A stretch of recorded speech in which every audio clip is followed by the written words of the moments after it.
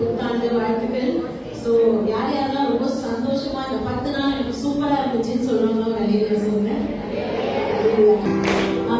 நம்மளுடைய வாழ்க்கையில நம்மளுடைய வேதாகமத்துல கடவுள் நமக்காக எல்லாத்துக்குமே என்ன சொல்றது வாக்குத்தத்தங்களை கொடுத்திருக்காரு. நம்மளுடைய வாக்குத்தத்தங்களை நம்ம முடிச்சுட்டு நமக்கே சொல்லணும். நமக்கு சில நேரம் தோணும் நம்மளை கைவிட்டு வரும்.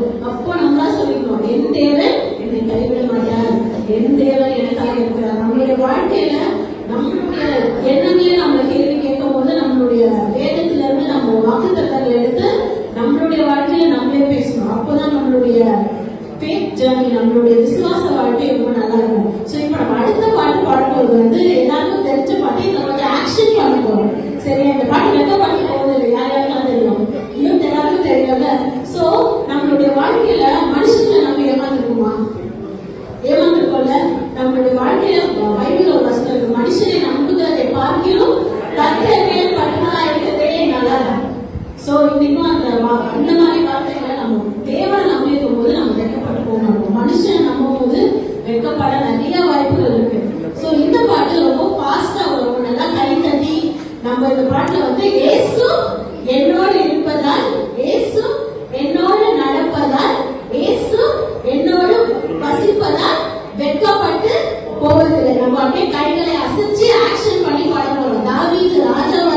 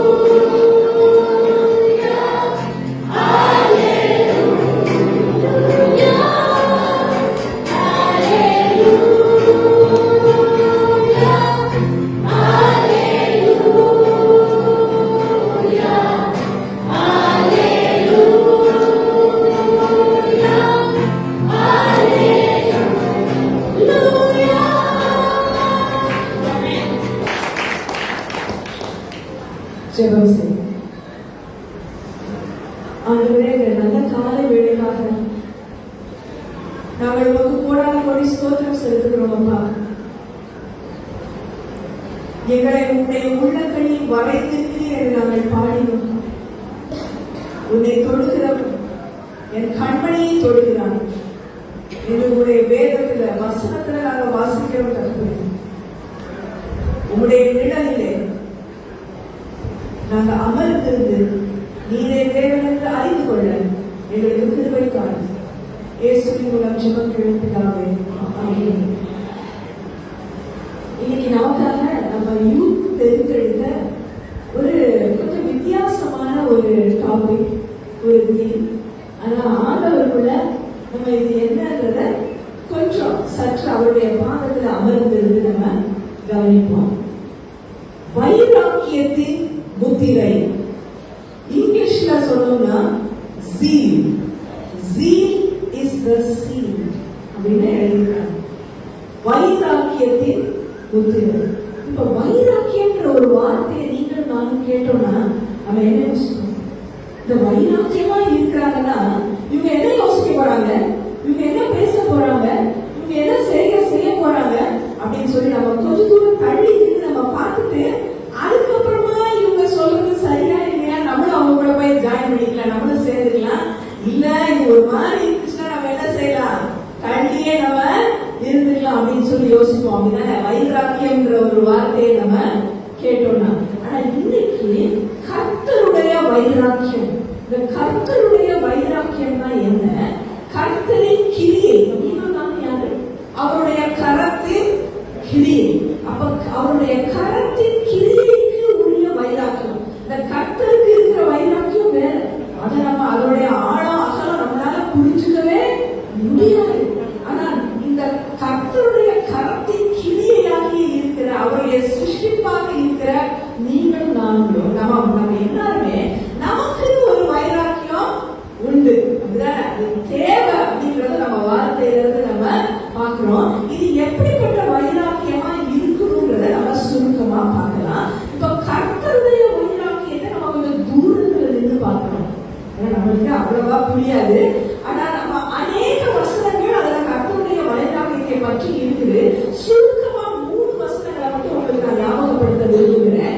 முதலாவது, வார்த்தையாகிய கடவுள் உங்களுக்கும் எனக்கும் கொடுக்கப்பட்டது அது கர்த்தருடைய வைராக்கியத்தினால்தான். இப்ப நம்ம போன மாசம் கிறிஸ்துமஸ் நம்ம சந்தோஷமா நம்ம கொண்டாடணும், அப்படிதானே? அதுல நம்ம ஒரு வசனம் நம்ம அடிக்கடி சொல்லிருப்போம். அதுல ஏசாயா 9வது அதிகாரம் 6வது வசனத்துல நம்ம என்ன சொல்லிருப்போம்?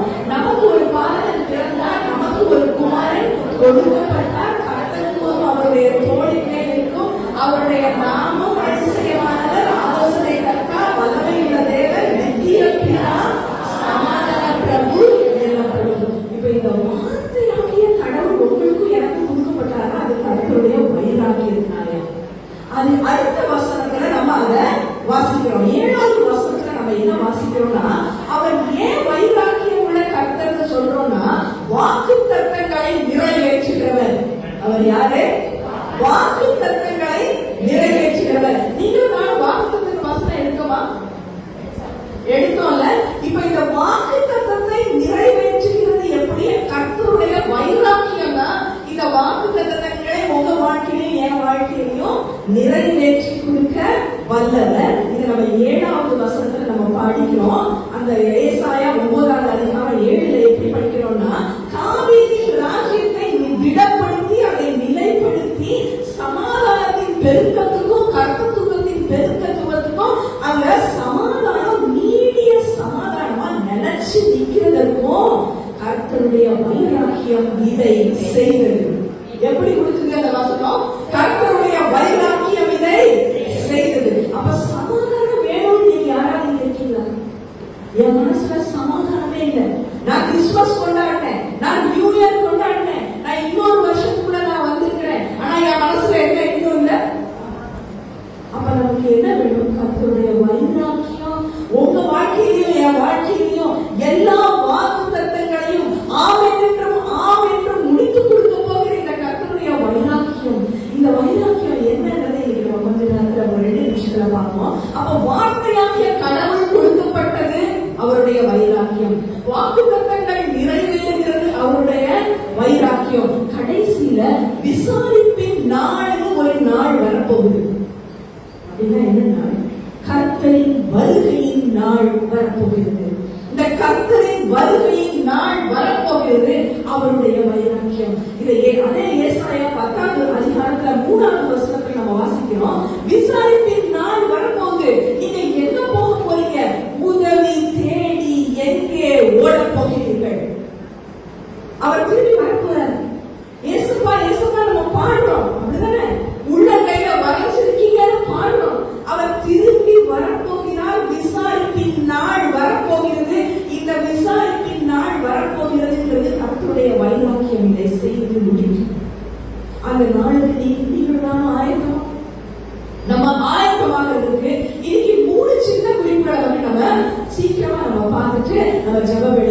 பார்த்தோம்னா நமக்கு எப்படி வைராக்கியம் வரும்? சரி, இது கர்த்தருடைய வைராக்கியம். நமக்கு எப்படி வைராக்கியம் அப்படின்னா, தினமும் உங்க வாழ்க்கையில பலிபீடம் உண்டா? ஆவிக்குரிய பாடங்களை நம்ம படிச்சுட்டே இருக்கோமா? சரி, நான் சர்ச்சுக்கு வந்துட்டு ஞாயிற்றுக்கிழமை வருவேன், போயிடுவேன், ஒரு உபவாச கூட்டத்துக்கு வருவேன், வந்துட்டேன், போயிடுவேன், அவ்வளவுதான் நம்ம வாழ்க்கை, விசுவாச வாழ்க்கை. அனுதின பலிபீடம் உண்டா? ஆவிக்குரிய பாடம் உண்டா? அன்பின் பரிசோதனை உண்டா? ஆவிக்குரிய பாடம் நம்ம இப்படி படிக்கணும்னா முதலாவது அனுதின பலிபீடம் உங்க வாழ்க்கையிலையும் என் வாழ்க்கையிலையும் தேவை. முதல் முத்திரை உங்க மேலே ஏன் கர்த்தர் போட விரும்புகிற முத்திரை என்னன்னா, வைராக்கியத்தின் முத்திரை. நீங்க கர்த்தருக்கு சொந்தமா இல்லையா? நம்ம ஊர்ல இருக்கா எங்க சொந்தக்காரங்க நான் டோக்கன் போடணும், எங்க சொந்தக்காரங்க முதல்ல வரணும், எங்க சொந்தக்காரங்க நல்லா இருக்கணும், என் பிள்ளை நல்லா இருக்கணும். நம்ம எல்லாரும் நினைப்போம் தானே, அது நல்லதுதான். நம்ம குடும்பத்தை பத்தி நம்மளுக்கு அக்கறை இருக்கிறது, நம்ம சமுதாயத்தை பத்தி நம்மளுக்கு அக்கறை இருக்கிறது நல்லது. ஆனா கர்த்தருக்கு நீங்களும் நானும் சொந்தமா? இதுதான் முதல் முத்திரை. இந்த முதல் முத்திரை உங்க வாழ்க்கையிலும் என் வாழ்க்கையிலையும் வேணும்னா இன்னைக்கு நீங்களும் நானும் பலிபீட அனுபவத்துக்கு உள்ள காலடி எடுத்து வைக்க வேணும். ரோமர் 12 1வது வசனம் 2வது வசனம் நம்மளுக்கு மனப்பாடமா தெரிஞ்ச ஒரு வசனம் தான், அப்படிதானே? அப்படி இருக்க சகோதரரே, நீங்க என்ன பண்ணணும்? பரிசுத்தமும் தேவனுக்கு பிரியமான உங்க சரீரத்தை ஜீவ பலியா ஒப்பு கொடுக்க வேண்டும் என்று தேவனுடைய இரக்கங்களை முன்னிட்டு உங்களை நான் வேண்டிக் கொள்கிறேன். இதுவே நீங்கள் செய்யக்கூடிய ஆராதனை அப்படின்னு வாசிக்கிறோம். நீங்க இந்த பிரபஞ்சத்திற்கு ஒத்த வேஷம் தெரியாம நீங்க என்ன செய்யணும்? தேவனுடைய நன்மையும் பிரியமும் பரிபூர்ணமான சித்தம் இல்லை என்று பகுத்து அறிஞ்சு உங்கள் மனம் புதிதாக்கப்படுகிறதாலே நீங்கள் மறுரூபம் ஆகுங்கள். ஈஸியா நம்ம சொல்லி முடிச்சுக்கிறோம், இல்லைன்னு. ஆனா இதுல யோசித்து பார்த்தோம்னா பலிபீடத்துல உங்களையும் என்னையும் வைக்கணும்னா முதல்ல தேவை என்ன? பரிசுத்தம். என்ன வார்த்தை போட்டுருக்கு? அப்ப இன்னைக்கு ஆண்டவரே, என் கண்ணுல ஏதாவது நான் பரிசுத்தம் இல்லாம நான் பார்த்திருந்தேன்னா அதை நான் பலிபீடத்துல வைக்க விரும்புறேன். என் காதுல ஏதாவது பரிசுத்தம் இல்லாதது கேட்டிருந்தேன்னா அதை உங்க பலிபீடத்துல வைக்க விரும்புறேன். என் கையால நான் ஏதாவது பரிசுத்தம் இல்லாததை செஞ்சிருந்தேன்னா அதை உங்க பலிபீடத்துல வைக்க விரும்புறேன். பரிசுத்தம் இல்லாத இடத்துக்கு என் கால் போயிருந்துச்சுன்னா அதை உங்க பலிபீடத்துல வைக்கணும் விரும்புறேன். பரிசுத்தம் இல்லாம, சுத்தம் இல்லாம, சுத்த இருதயம் இங்க சிருஷ்டிக்கப்படாம தேவனை தரிசிப்பது கூடாது காரியம். அப்ப முதல்ல பலிபீடத்துல என்ன வைக்கணும்? ஆண்டவரே, என்ன பரிசுத்தப்படுத்து, இன்னைக்கு என்ன பரிசுத்தப்படுத்து, மேலும் என்ன பரிசுத்தப்படுத்துங்க அப்படின்னு சொல்லி நம்ம இன்னைக்கு ஜீவ பலியா ஆண்டவருடைய பாதத்துல இந்த பலிபீடத்துல நீங்களும் நானும் என்ன ஒப்பு கொடுத்தோம்னா அடுத்தது என்ன போட்டுட்டு பிரியம். அப்ப ஒப்பு கொடுக்கிற நீங்களும் நானும் எப்படிப்பட்டவங்களா மாறுறோம்? கர்த்தருக்கு பிரியமானவங்களா மாறுறோம். பரிசுத்தம், பிரியம். அப்புறம் என்ன வார்த்தை போட்டுருச்சுன்னா பகுத்தறிவு. பகுத்தறிவுனா என்ன இருக்கும்? நம்ம நிதானிச்சு அறிஞ்சுக்கிறது மட்டும் இல்ல, வேதத்துல பகுத்தறிவு இந்த பகுதியில நம்மளுக்கு என்ன போட்டிருக்குன்னா இங்கிலீஷ்ல அது என்ன வார்த்தைன்னா test and approve what God's good will is. அப்படின்னா டெஸ்ட் அண்ட் அப்ரூவ். நம்ம இப்படி ஆண்டவரை டெஸ்ட் பண்ண முடியுமா நம்மளால? ஒரு மனுஷனால வைராக்கியத்தோட ஆண்டவர் கர்த்தாதி கர்த்தரை நம்மள படைச்சதை நம்ம டெஸ்ட் பண்ண முடியுமா? முடியும். எப்படின்னா உங்க கீழ்ப்படிதலினால முடியும். நீங்களும் நானும் அவருக்கு கீழ்ப்படிஞ்சு அந்த பலிபீடத்துல இன்னைக்கு நீங்களும் நானும் வந்தோம்னா பகுத்தறிவு நம்மளுக்கு வரும். எங்க போகணும் ஆண்டவரே? நான் அடுத்த ஸ்டெப் நான் என்ன செய்யணும்? அடுத்த ஸ்டெப் நீங்க அடுத்த வழி எனக்கு எதை திறக்கிறீங்கன்ற பகுத்தறிவு உங்களுக்கு எனக்கு எப்போ வரும்? கீழ்ப்படிதலினாலே. இப்ப இந்த கீழ்ப்படிதலினாலே நம்ம மேல் படிக்க நம்ம போக முடியும். நம்மளுக்கு நிறைய தெரியும். ஆனா ஆபிரகாம் அந்த படம் பார்த்தீங்கல்ல, பலிபீடத்தின் அனுபவம் உண்டா நம்ம கேட்கும் பொழுது சந்ததி சந்ததியா இந்த பலிபீடத்தின் அனுபவம் உங்களுக்கும் எனக்கு கூட வந்து சேர்ந்தது யார் மூலமா? விசுவாசத்தின் தகப்பனாகிய ஆபிரகாமின் மூலமாக. அவர் தன்னுடைய நேசகுமாரன் ஏக புத்திரன் ஏக சுதன் பார்க்காம கர்த்தருக்கு கீழ்ப்படிஞ்சு வந்துச்சு. என்ன சத்தம் வந்துச்சு? ஆபிரகாமே, ஆபிரகாமே. உடனே ஆபிரகாமோட பதில் என்னன்னா, இதோ அடியேன். இன்னைக்கு நீங்களும் நானும் பரிசுத்தம், பிரியம், பகுத்தறிவு வேணும்னு சொல்ற நீங்களும் நானும் சொல்ல வேண்டிய ரெண்டே வார்த்தை, கர்த்தாவே இதோ அடியேன். என்ன சொல்லுவோமா? கர்த்தாவே இதோ அடி, இதோ அடி. நீங்க சொல்றதுக்கு கீழ்படுகிறதுக்கு நான் இருக்கேன். நான் பலிபீடத்துல என் கண்ணை, என் காலை, என் கையை, என் காலை, என் இருதயத்தை வைக்கிறதுக்கு நான் இருக்கிறேன். இதோ அடியேன். இங்க எப்படி இருக்கும்ல, ஆபிரகாமுக்கு எத்தனையோ வருஷம் கழிச்சு பிறந்த அந்த பிள்ளைய பலிபீடத்துல கொண்டு போய் அவரு வைக்கிறாரு. வச்சு கத்தியாங்க கைய ஓக்குறாரு. ஓக அங்க என்ன கேட்குது சத்தம்? ஆபிரகாமே, ஆபிரகாமே. திருப்பி அவர் என்ன சொல்றாரு? இதோ அடியேன். நிறைய நேரம் நம்ம வாழ்க்கையில புரியாது. ஆலிஸ் சொன்ன மாதிரி பயம் வரும், வெக்கப்பட்டு போயிருவோமோ அப்படின்ற ஒரு திகில் நம்ம மனசுல வரும். அதுதான் கத்தி. கத்தி நம்மள என்ன செய்யும்? வெட்டும். நம்மள வெட்டுற மாதிரி ஒருவேளை சில அனுபவங்கள் நம்ம வாழ்க்கையில வந்துருமோ அப்படின்னு சொல்லி நம்ம நினைச்சா, அந்த நேரத்துல கர்த்தருக்கு நீங்க சொந்தம்னா என்ன கேட்கும்? உங்க பேரு கேட்கும். அவர் கூப்பிடுற சத்தம் கேட்கும். கர்த்தர் கூப்பிடுற சத்தம் உங்க காதுல, என் காதுல கேட்கும் போது நீங்க நானும் சொல்ல வேண்டியது என்ன? இதோ அடி, இதோ அடி என்று சொன்ன உடனே அங்க என்ன இருந்துச்சு? பின்னால் அங்க ஒரு ஆடு இருந்தது. யெகோவா ஈரேயாக, அவர் சந்ததி சந்ததியாக இன்னைக்கும் he is ஜெகோவா ஜீரே. இன்னைக்கும் அவர் யெகோவா ஈரே. உங்களுக்கும் எனக்கும் கர்த்தருடைய பர்வதத்தில் பார்த்து கொள்ளப்படும். என்ன தேவை இருந்தாலும் சரிதான், அது கர்த்தரிடத்தில் பார்த்து கொள்ளப்படும். அன்னைக்கு அவர் எத்தனையோ பேருக்கு ஆசீர்வாதமா மாறிட்டார். முத்திரை வந்து கர்த்தருக்கு சொந்தம். ஆனா வைராக்கியம் என்ன இருந்துச்சு? எனக்கு ஒரே பிள்ளை தான், அந்த ஒரே பிள்ளையை நான் உங்களுக்கு ஒப்பு கொடுக்கிறேன். இன்னைக்கு இங்க நிறைய பெற்றோர் இருப்பீங்க, நானும் ஒரு பெற்றோர் தான். ஆனா நம்ம பிள்ளைகளை கர்த்தருக்கு ஒப்பு கொடுக்க நம்ம ரெடியா இருப்போமா? என் பிள்ளை வந்து இப்படி படிக்கணும், என் பிள்ளை டாக்டர் ஆகணும், என்ஜினியர் ஆகணும், மேல மேல படிக்கணும், வரணும், முன்னுக்கு வரணும், நல்லது. ஆனா கர்த்தருக்கு உங்க பிள்ளைய ஒப்பு கொடுக்கிறதுக்கு நீங்க ரெடியா? நீங்க இந்த வைராக்கியம் உண்டா?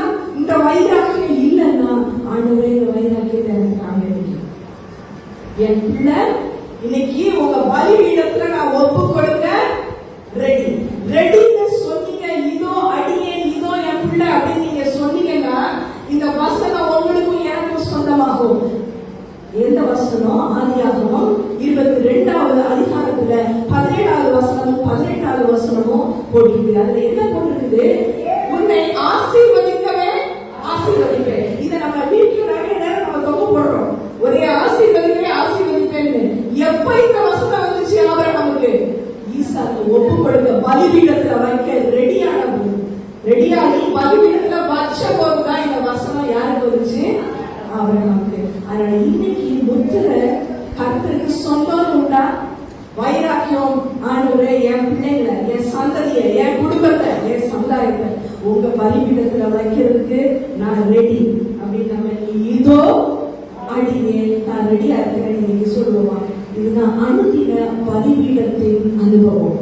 இரண்டாவது, ஆவிக்குரிய பாடம் உங்களுக்கும் எனக்கும் உண்டா? ஒரு பாடம் படிக்கணும்னா முதல்ல என்ன இருக்கணும்?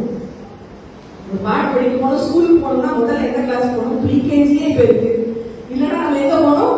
எல்கேஜிக்கு போனோம், அப்புறம் தான் நம்ம யூகேஜிக்கு போக முடியும், அப்புறம் தான் நம்ம ஃபர்ஸ்ட் ஸ்டாண்டர்ட் வர முடியும். அப்படிதானே? சும்மா நேரம் நம்ம 12th ஸ்டாண்டர்ட் போயிட முடியாது. அப்ப அடிப்படை ஒன்று வேணும். அடிப்படை ஆவிக்குரிய பாடத்தின் அடிப்படை என்னன்னா சுய நீதி அல்ல என்ற முத்திரை. இனிமே உங்க வாழ்க்கையிலும் என் வாழ்க்கையிலும் கர்த்தரை இயேசு கிறிஸ்துவை பற்றும் விசுவாசத்தினால் வருகிற நீதி. அவரை பற்றுகிறதுனால் நீங்களும் நானும் நீதிமான்கள். இல்லைன்னா நீங்களும் நானும் யாரும் கிடையாது, உலகத்தால் தான். அப்ப இந்த கிறிஸ்துவை பற்றுகிற விசுவாசம், இந்த சுய நீதி அல்லன்ற முத்திரை உங்களுக்கும் எனக்கும் இருந்துச்சுன்னா நம்ம வாசிப்போமா? ரோமர் 12வது அதிகாரம் 3வது வசனம் வாசிங்க. யாராவது ஒருத்தர் வாசிங்க. நான் சொல்லுகிறதாவது, உங்களில் எவனானாலும் தன்னை குறித்து என்ன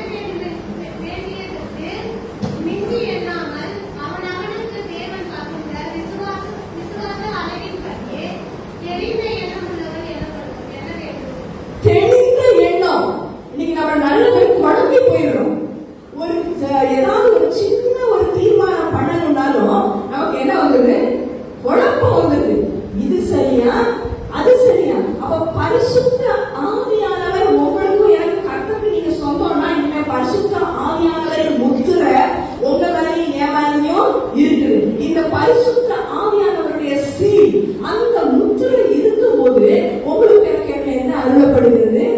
விசுவாசத்தின்படி தெளிந்த எண்ணம், தெளிந்த புத்தி. தெளிந்த எண்ணத்துல நம்ம என்ன செய்வோம்? ஒருத்தருக்கு ஒருத்தர் பொறாமப்பட மாட்டோம். அவங்களுக்கு இந்த வரம் இருக்குது, எனக்கு இல்லையே. அவங்களுக்கு இந்த திறமை இருக்குது, எனக்கு இல்லையே. அவங்களுக்கு இந்த அந்தஸ்து இருக்குது, எனக்கு இல்லையே அப்படிங்கிற பொறாமை, போட்டி பொறாமை நமக்கு இதுவே வராது. என்ன இருக்குது நமக்கு இதுவே? தெளிந்த எண்ணம். தரப்பட்ட அந்த வரத்திலே உற்சாகம். நீங்க கீழே வாசிங்க, 8வது வசனத்தை வாசிங்க. 8வது வசனத்தை யாரும் வாசிங்க.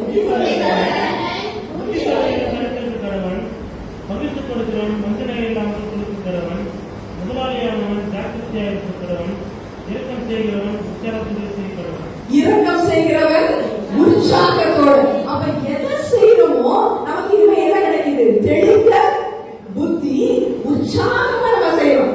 ஒரு சின்ன வேலையா இருக்கலாம், 2 சென்டென்ஸ் தான் நம்ம சொல்லலாம், ஒரே வழி நம்ம பாடலாம். ஆனா நம்ம எப்படி செய்யணும்? இதுவே உற்சாகத்தோடு, பரிசுத்த ஆவியானவரின் பலத்தினால உற்சாகத்தோடு நீங்களும் நானும் செய்ய முடியும். தெளிந்த எண்ணம், உற்சாகம். இதுதான் முதலாவது. நம்ம ஆரம்பத்துல நம்ம சுயநீதி இல்லை.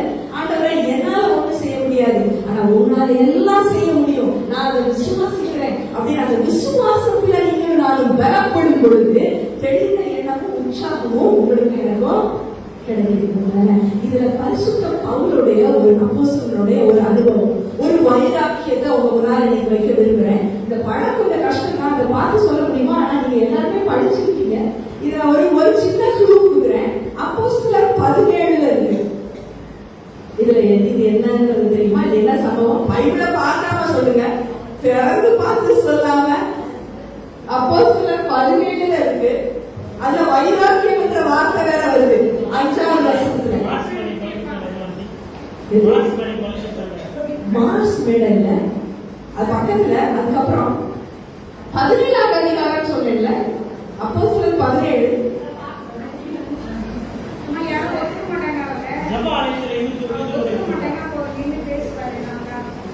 இல்ல, இது வந்து தெசலோனிக்கேன்னு ஒரு பட்டணம்.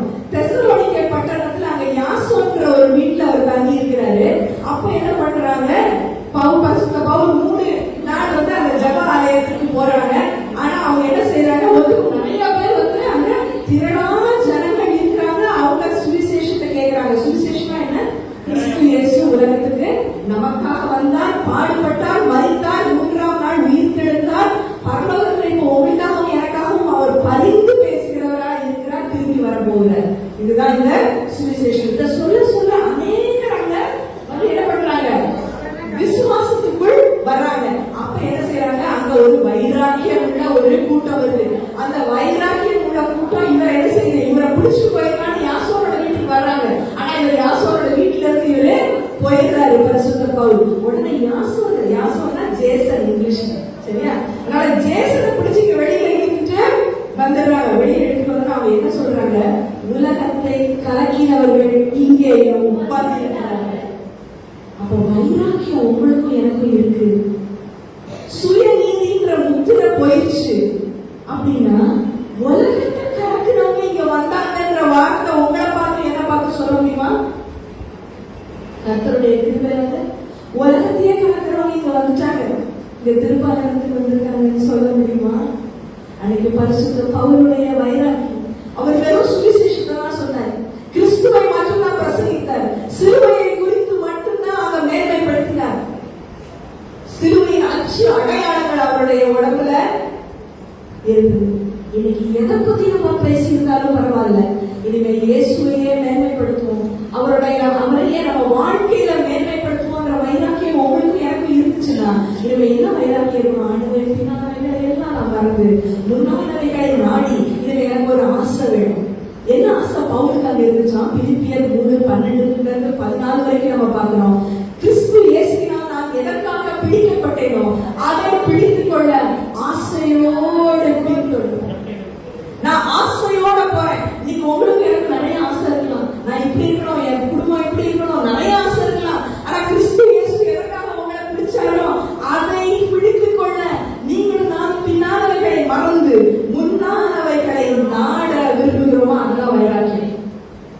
இந்த வைராக்கியம் இன்னைக்கு உங்களுக்கு எனக்கு உண்டா? பின்னால போனதெல்லாம் போட்டு ஆண்டவரே பழசு, அதையே நான் நினைச்சிட்டு இருக்க வேண்டாம். பின்னாதவர்களை நாம் மறந்துடணும்.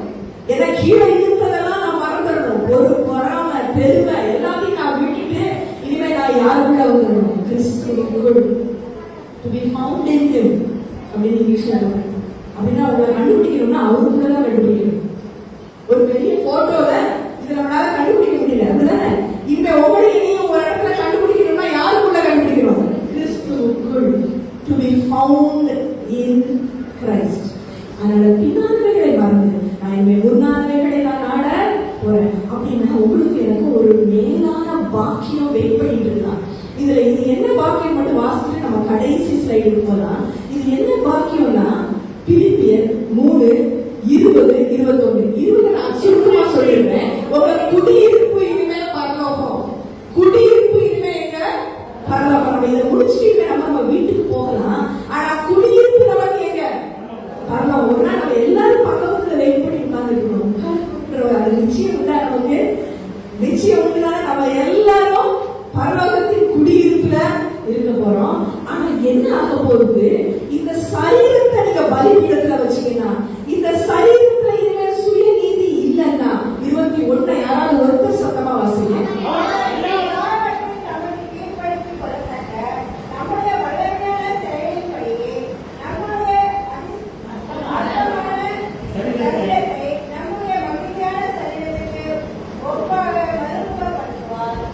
இன்னைக்கு உங்க சரீரம் என் சரீரத்துல நிறைய பலவீனம் இருக்கு, இருக்கா இல்லையா?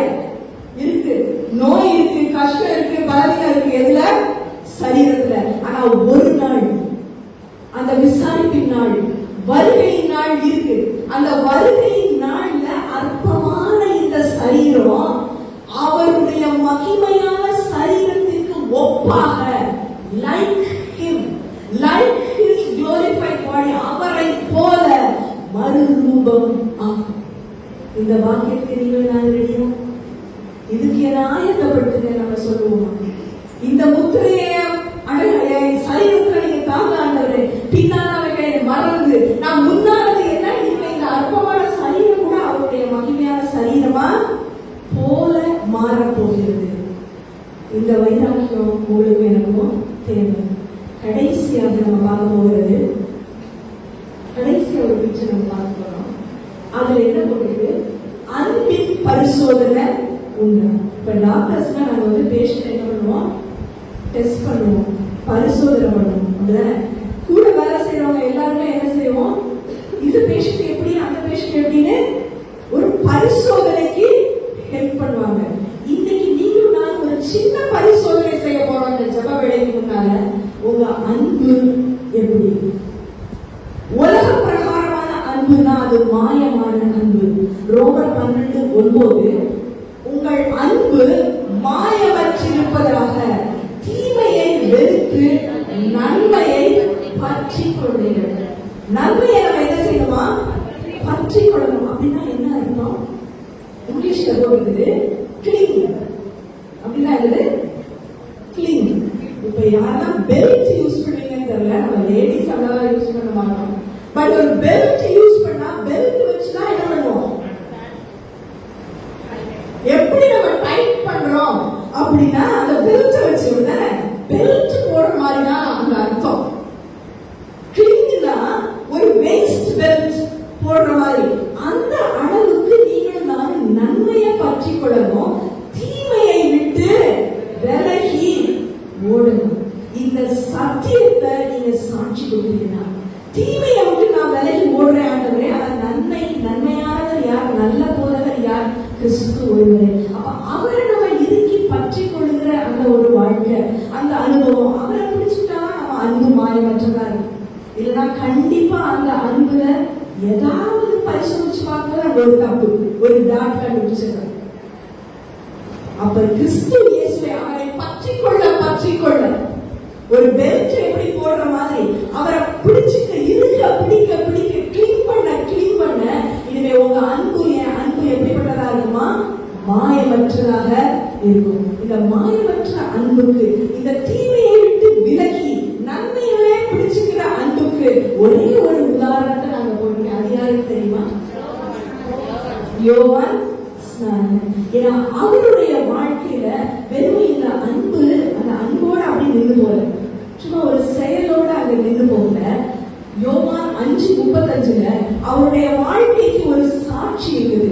அந்த வாழ்க்கையின் சாட்சி என்னன்னா, இது எரிந்து பிரகாசிக்கிற ஒரு வாழ்க்கை. வெறும் லைட்னா அதுல சூடு இருக்குமா? இல்ல. வெறும் லைட் தூரத்துல இருக்கிறது சூடு அனல் இருக்குமா? ரொம்ப லைட்டா இருக்கும், இருக்காது. ஆனா எரிந்து பிரகாசிக்கிற ஒரு வாழ்க்கை, வெறும் எழுப்பி பிரகாசிக்கிற வாழ்க்கை மட்டுமல்ல, இது எரிச்சு பிரகாசிக்கிற ஒரு வாழ்க்கை. இப்ப இந்த வாழ்க்கைக்கு ஊத்துற சத்தியத்திற்கு சாட்சி கொடுக்கணும். அப்படின்னா தீமை ஒரு இடத்துல இருக்குது, தப்பு ஒரு இடத்துல இருக்குன்னா அதை தப்புன்னு சொல்லி உங்களால என்னாலையும் இயேசு கிறிஸ்துவின் நாமத்தினால எதிர்ச்சிக்க முடியுமா? முடியும். தப்புனா தப்பு, தீமைனா அது தீமை. ஆனா நன்மைனா நீங்களும் நானும் அந்த நன்மையை கிளீன் பண்ணிக்கணுமா, பிடிச்சுக்கணுமா, பற்றி கொள்ளணுமா? அப்ப அது வெறும் ஒரு லைட் மாதிரி இல்ல, அது அனல் மூட்டுகிற ஒரு வாழ்க்கையா இருக்கணும். மற்றவங்க நீங்களும் நானும் அனல் மூட்டுகிற ஒரு வாழ்க்கையா இருக்கணும். இந்த அனல் மூட்டுகிற அனுபவம் பரிசுத்த ஆவியானவரின் பலத்தினால மட்டும்தான் வரும். இது பலத்தினாலும் அல்ல, பராக்கிரமத்தினாலும் அல்ல, அவருடைய ஆவியினாலே ஆகும். அவருடைய ஆவியினாலே ஆகும் பொழுது அங்க பயத்திற்கு இடம், அங்க பலன், அன்பு, தெளிந்த புத்தி. ஒரு நிமிஷம் நம்ம யோசித்து பார்க்கணும். இன்னைக்கு 3 முத்திரையை பார்த்தோம். முதல் முத்திரை என்ன? கர்த்தருக்கு சொந்தம். கர்த்தருக்கு நீங்களும் நானும் சொந்தம்னா வைராக்கியம் என்ன இருக்கணும்? உங்க பிள்ளை, உங்க குடும்பம், உங்க சந்ததி யாரோட பலிபீடத்துல என்ன இருக்கணும்? கர்த்தருடைய பலிபீடத்துல இருக்கணும். ஆவிக்குரிய பாடம் இன்னைக்கு நீங்களும் நானும் படிச்சோம்னா அந்த முத்திரை என்ன இருக்கணும்? சுயநீதி இனிமே இல்ல. சுயநீதியை நான் நம்பல, சுயத்தை நான் நம்பல, சுய பலத்தை நான் நம்பல. நான் பின்னானவைகளை மறந்து நான் முன்னானவைகளை நான் நாட போகிறேன். உலகத்தை காட்டுகிறவர் இங்க வந்திருக்கிறாங்க சொல்ற அந்த வைராக்கியம், அந்த அளவுக்கு வைராக்கியம் கர்த்தர் கொடுக்க வல்லவராய் இருக்கிறார். கடைசியாக சத்தியத்திற்கு சாட்சி கொடுக்கணும். உண்மை மட்டும் இல்ல, சத்தியம்.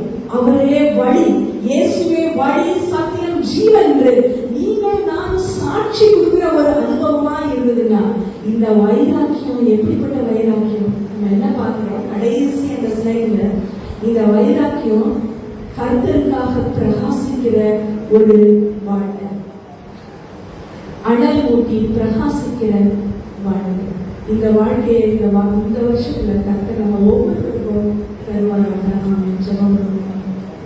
எங்களை நேசிக்கிற எங்கள் பரமதகவலே, ஆண்டவரே, இந்த வைராக்கியத்தின் முத்திரைய ஒரு முத்திரை நம்ம பேப்பர்ல தான் பார்க்க முடியும் தகவலே. ஆனா அந்த பவர், இந்த வைராக்கியத்தின் முத்திரையின் வல்லமை, இந்த வல்லமை எங்களுக்கு வேணும்னா ஆண்டவரே தேவ பயம் எங்களை ஆட்கொள்ளணும். ஆபிரகாம் தேவனுக்கு பயந்தவன் என்று அந்த சம்பவத்தின் மூலமாக நீர் எங்களுக்கு சொல்லிக் கொடுக்கிறீர்கள். தேவ ஞானம், தேவ பலன் எங்களுக்கு வேணும். அப்போஸ்தலனாகிய பரிசுத்த பவுலோட வாழ்க்கையில தேவ ஞானமும் தேவ பலனும் இருக்குது. தேவ வரங்களினால் எங்களை நிரப்பியிருக்கீங்க. எங்களுக்கு அருளப்பட்ட